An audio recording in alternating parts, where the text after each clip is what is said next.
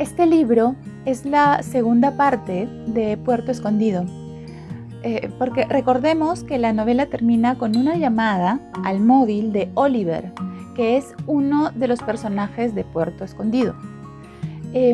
Llamada que él no llega a contestar. Entonces ahí empieza.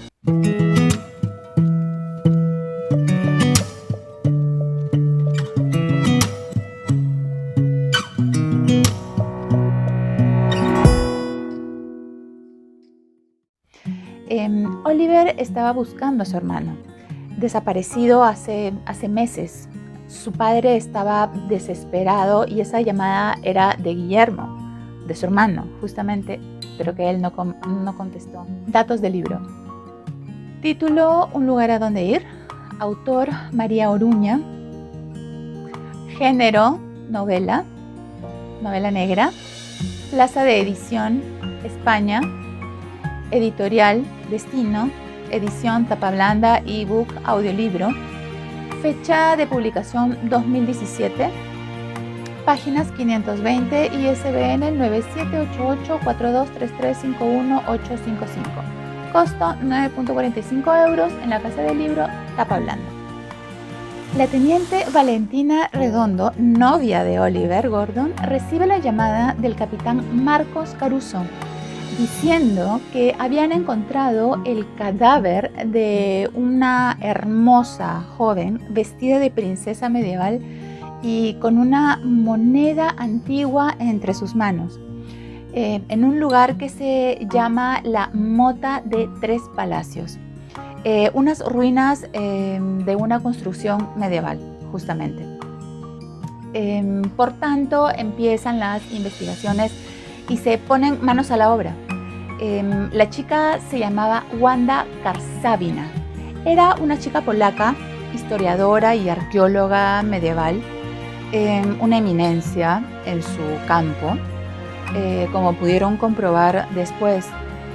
La forense Clara Mujica hizo los análisis al cuerpo y llegó a la conclusión de que la mujer había muerto envenenada por un ungüento de estramonio se llamaba, y eso le provocó un ataque al corazón. Era una antigua forma de envenenar. El detalle de la moneda preocupó a Valentina, la teniente, porque el asesino demostraba tener conciencia forense, por ende era como su firma. Eso significaba una declaración de intenciones, o sea, volvería a hacerlo. Y efectivamente, encontraron otro cuerpo, en comillas, otro lugar de esa localidad. Estaba hundido en el fango de un pantano con una moneda dentro de una bolsita de plástico atada a su zapato. La forense dijo que había muerto estrangulado y había estado una semana en el agua. El hombre estaba irreconocible porque los peces le habían comido gran parte de la cara. Luego descubrieron que su nombre era Helmut Wolf, un geólogo alemán encargado de dar dinero a los nuevos proyectos. El tercer asesinato fue el de Alberto Pardo, 37 años, responsable del Departamento de Patrimonio e Investigación de la Cueva de Altamira. Es decir, tenían 3 asesinatos y no sabían quién los había cometido, ni qué cosa los conectaba. Paralelamente, Oliver buscaba a su hermano con ayuda de su amigo Michael Blake. Para sorpresa de Valentina, Anna Nichols, la ex de Oliver, se hospedaba en Villa Marina, su casa, y le dio un ataque de celos espantoso, pero igual no pudo hacer absolutamente nada y la otra se quedó. Para colmo de males, Anna le confiesa a Oliver que luego de superar el cáncer y terminar con él, tuvo un affair con su hermano Guillermo, y que hacía 1 año se estaban viendo. Y no le dijo absolutamente nada a Oliver ni a su padre, sabiendo que lo estaban buscando con desesperación. Oliver se puso histérico y la echó de su casa en un santiamén.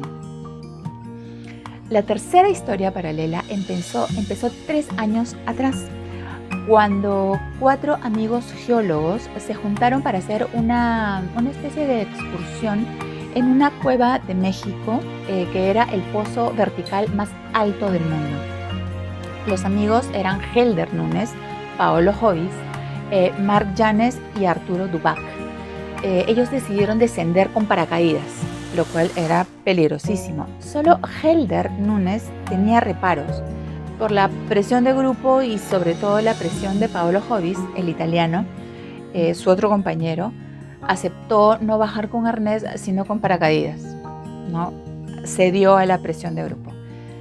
Por desgracia, al lanzarse al vacío se tropezó y al caer, cuando estaba cayendo, se golpeó con una saliente de la cueva y quedó inconsciente y no pudo abrir el paracaídas y se estrelló ante la vista y estupor de todos sus compañeros, que no pudieron hacer absolutamente nada. Fue terrible. La historia está narrada en tercera persona por la autora y en primera persona por el asesino. Estilo similar al de Puerto Escondido, okay, la primera parte. La novela está estructurada en 15 capítulos y dentro de los 15 capítulos hay 8 reflexiones referente al suceso de la cueva.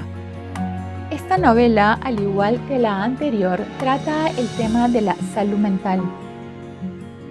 En este caso, las experiencias traumáticas pertenecen una a Anna Nichols, la expareja de Oliver, que tuvo cáncer linfático, pasó por un tratamiento terrible, pero finalmente logró sobrevivir.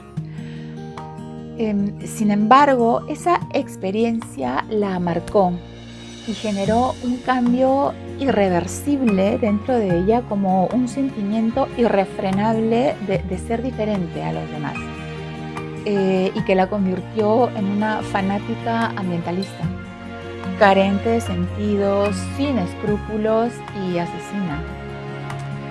Y la otra fue la experiencia de Paolo Jovis, que nunca superó la muerte de su amigo Helder. Él se sentía culpable y eso le provocó un trastorno mental. Desde entonces estaba hecho polvo, apenas dormía, dejó de leer, vivía en su mundo. En realidad padecía un trastorno de estrés postraumático que no había sido tratado como se debía. Paolo revivía la muerte de su amigo y se privaba de las cosas y personas que más amaba para castigarse a sí mismo. Y él pensaba que obteniendo dinero de cualquier manera para hacer las investigaciones que no había podido hacer con su amigo Helder, iba a poder saldar esa deuda imaginaria con él, con Helder, y salir de ese espiral autodestructivo. Pero el problema es que había estado demasiado tiempo sufriendo en soledad y tuvo lo que se llama una transformación persistente de la personalidad. O sea, sentía que no tenía ya ningún lugar a donde ir. Y siempre hay que tener un puerto escondido para uno, ¿verdad? Hay una parte de la novela que dice algo así como cuando una persona no tiene interés por nada, es difícil ofrecerle un poco de luz, refiriéndose a Guillermo, el hermano de Oliver, que también tenía una condición mental que se agravó cuando regresó de servir en Irak y por lo tanto estaba medicado, tenía que estar medicado todo el tiempo, pero lamentablemente cayó en las garras de un grupo extremista que lo tenía secuestrado y dopado y solo querían el dinero de su herencia, lamentablemente, y lo secuestraron. Entonces ahí entra a tallar Oliver para rescatar a su hermano. Al final logra hacerlo. No es la historia principal de la novela, pero sí está relacionada con ella, con esa historia principal. A mí en lo personal me encantó. Parece que los personajes los ha trabajado mucho mejor la autora que en el primer libro. Se vuelven entrañables, te da penita cuando se termina. Y la trama nos mantiene en suspenso durante un buen rato. Para los amantes de las novelas policíacas y dramas psicológicos es fantástica. Es fácil de leer, tal vez es un poco larga en los diálogos, pero al margen de eso sí la recomiendo, es muy buena. Así que léanla, disfrútenla como yo la he disfrutado y hasta una nueva reseña. Chao, libertarios.